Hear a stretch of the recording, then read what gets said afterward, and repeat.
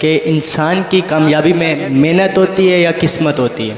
آئیے دیکھتے ہیں دیکھو اچیومنٹ یہ اگر اب بہت بڑے یہ اپنے یا قسمت.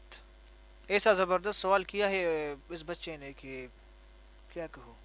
آئیے دیکھتے ہیں کہ ٹیچر کیا جواب دیتے ہیں ان بچے کو. فلسفے کی بات کی ہے تو یہ کوشچن جو ہے اس پرانے زمانے کی منطق سے نہیں حل ہوتا. اب ہو سکتا ہے کہ آپ کو پتہ ہے کہ کمپیوٹر میں ایک ڈرائیو موٹیوز ہوتے ہیں، ڈرائیوز ہوتے ہیں، ابھی پڑھو گے تو پتہ لگ جائے. یہ ڈرائیو جو ہے نا یہ آٹومیٹیکلی نا اس کے اندر تلقین و ہدایت اور دوسری طرف کے سارے ڈرائیوز دیتی رہے. ہم میں اللہ نے ڈرائیوز پیدا کیے ہوئے ہیں کچھ، اور کوئی بھی انسان ایسا نہیں جو اس سے آزاد ہے.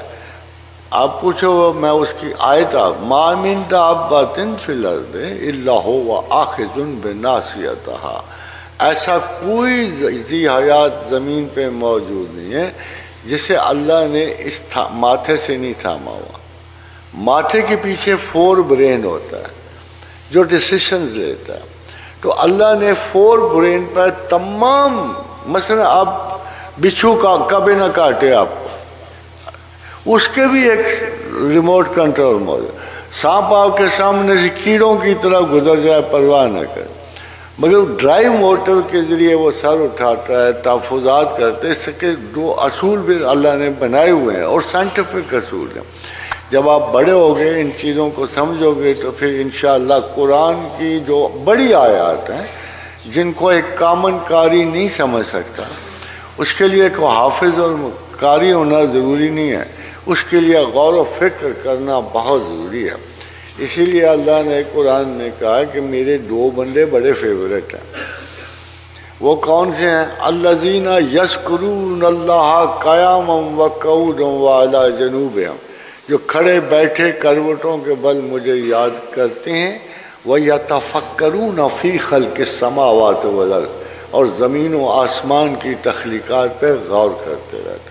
تو یہ تمہیں اب سر انجام دینے ہیں یہ کام، اور ان ڈرائیو موٹرز کو تلاش کر.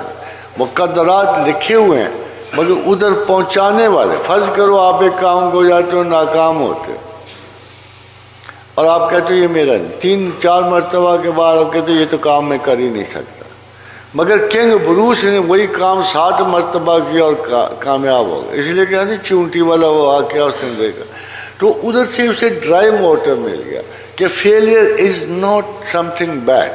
فیلئر اکساتی آپ کو، اور اللہ کی مرضی ہوتی ہے کہ لوگ ثابت قدم رہے اپنے شعوری رستوں اور فیصلوں پہ ثابت قدم رہے. یہ مطلب ہے.